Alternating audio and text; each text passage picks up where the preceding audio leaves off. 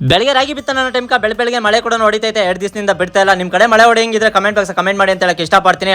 ಅದೇ ತರ ರಾಗಿ ನಾಳೆ ಬಿತ್ಕೊಂಡ್ಬಿಟ್ಟು ಇವತ್ತು ಹಳೆಕೋಸಾಗ ಪೇಪರ್ ಟ್ರಿಪ್ ಎತ್ತಬೇಕಾಗಿತ್ತು. ಅದಕ್ಕೋಸ್ಕರ 4 ಜನ ಕೂಡ ಹೋಗಿದ್ರೆ ಪೇಪರ್ ಟ್ರಿಪ್ ನೆಲ್ಲ ಎತ್ಕೊಂಬಂದು ಹಳ್ಳು ಕೂಡ ಹಾಕ್ತಾರೆ. ಯಾಕಂತಂದ್ರೆ ಇದು ಒಂದೇ ಬೆಳೆಗೆ ಆಗೋದು, ಇನ್ನೊಂದು ಬೆಳೆಗೆ ಯೂಸ್ ಆಗಲ್ಲ. ಅದೇ ತರ ಕೆಲಸ ಮಾಡೋಕ್ಕೆಲ್ಲ ಟೈಮ್ ನೋಡಿ 10 ಗಂಟೆ ಕೂಡ ಆಗಿತ್ತು. ಕೈಗೆ ನೋಡಕ ಈ ತರ ಕೂಡ ಇತ್ತು. ಇದೆಲ್ಲ ಮುಗಿಸ್ಕೊಂಡು ನಾವು ಹೋಗಿದ್ದೆ ಚಿಂತಾಮಣಿ ಕಡೆ ಹೋಗಬೇಕಾಗಿತ್ತು. ನಾನು ಆರ್ಜೆ ಬ್ರೋ ಭರತ್ ಬ್ರೋ. ಯಾಕಪ್ಪ ಅಂತಂದ್ರೆ ನಮ್ಮ ಬ್ರೋಸನ್ ಅವರು ರಾಜೇಶ್ ಅವ್ರದ್ದು 7ನೇ ಬ್ರಾಂಚ್ ಓಪನಿಂಗ್ ಐತೆ ಚಿಂತಾಮಣಿಯಲ್ಲಿ. ಅದಕ್ಕೆ ಇನ್ವೈಟ್ ಮಾಡಿದ್ರು. ಹೋಗೋ ಫಸ್ಟ್ಗೆ ನಮ್ಮ ಲವ್ ಡ್ರೈವರ್ಸ್ ಕೂಡ ಸಿಕ್ಕಿದ್ರು. ಇವರು ಟಿಕ್ ಟಾಕ್ ಇಂದ ನನಗೆ ಫ್ರೆಂಡ್ ಪರಿಚಯ ಕೂಡ ಇದ್ರು.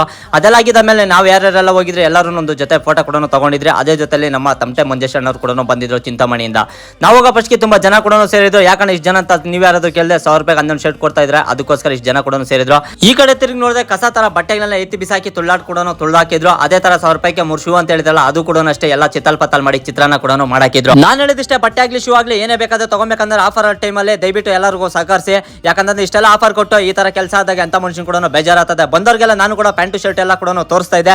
ಅದೇ ತರ ಮನುಷ್ಯನಿಗೆ ಆಸೆ ಇರಬೇಕು, ದುರಾಸೆ ಇರಬಾರ್ದು. ಯಾಕಪ್ಪ ಈ ಮಾತು ಹೇಳ್ತಾನೆ ಅಂದ್ರೆ ಈ ವಿಡಿಯೋ ನೋಡಿದ್ರೆ ನಿಮ್ಗೆ ಗೊತ್ತಾಗ್ತದೆ ಅಂತ ಹೇಳಕ ಇಷ್ಟಪಡ್ತೀನಿ. ಇದೆಲ್ಲ ಮುಗಿಸಕ ಟೈಮ್ ನೋಡಿದ್ರೆ 3 ಗಂಟೆ ಕೂಡ ಆಗಿತ್ತು. ಹಂಗೆ ಹೋಗೋಣ ಅನ್ನೋ ಟೈಮಲ್ಲಿ ನಮ್ಮ ಬ್ರೋಸನ್ ರಾಜೇಶ್ ಅವರು ಟಗರು ಬಿರಿಯಾನಿ ಕೂಡ ಕರ್ಕೊಂಡ್ ಬಂದಿದ್ರು.